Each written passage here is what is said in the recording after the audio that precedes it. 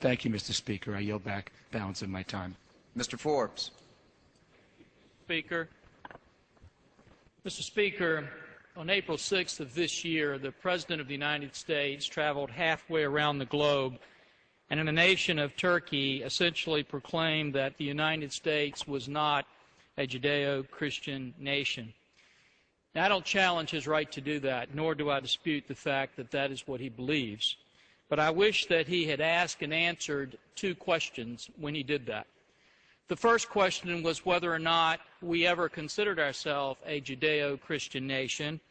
And the second one is, if we did, what was that moment in time where we ceased to be so? If you ask the first question, Mr. Speaker, you find that the very first act of the first Congress in the United States was to bring in a minister and have Congress led in prayer and afterwards read 4 chapters out of the Bible.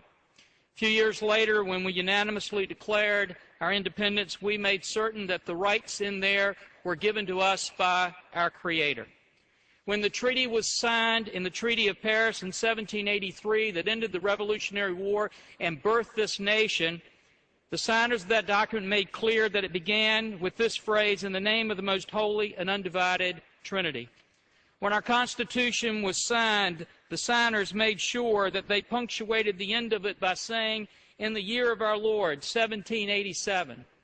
And 100 years later, in the Supreme Court case of Holy Trinity Church versus the United States, the Supreme Court indicated, after recounting the long history of faith in this country, that we were even a Christian nation. President George Washington, John Adams, Thomas Jefferson, Andrew Jackson, Abraham Lincoln, William McKinley, Teddy Roosevelt, Woodrow Wilson, Herbert Hoover, Franklin Roosevelt, Harry Truman, Dwight Eisenhower, John Kennedy, Ronald Reagan all disagreed with the President's comments and indicated how that the Bible and Judeo-Christian principles were so important in this nation. And Franklin Roosevelt even led this nation in a 6-minute prayer before the invasion of perhaps the greatest battle in history, in the invasion of Normandy, and asked for God's protection. And after that war, when Congress came together and said, where are we going to put our trust? It wasn't in our weapon systems or our economy or our great decisions here, but it was in God we trust, which is emboldened directly behind you.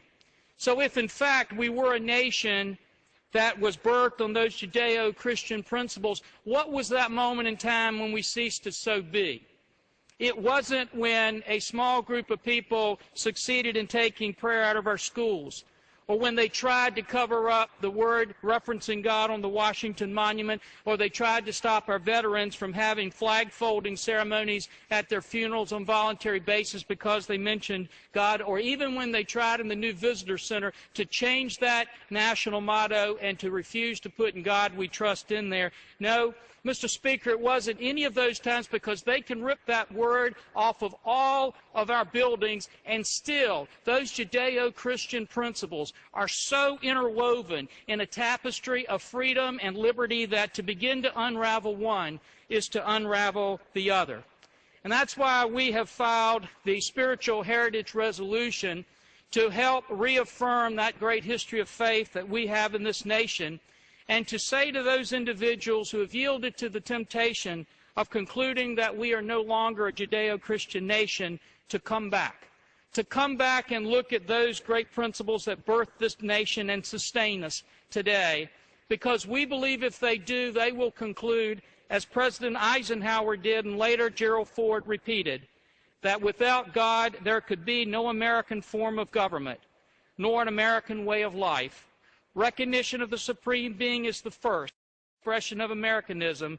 Thus the Founding Fathers of America saw it, and thus with God's help it will continue to be. And Mr. Speaker, I yield back. Ms. Kaptur. And to include extraneous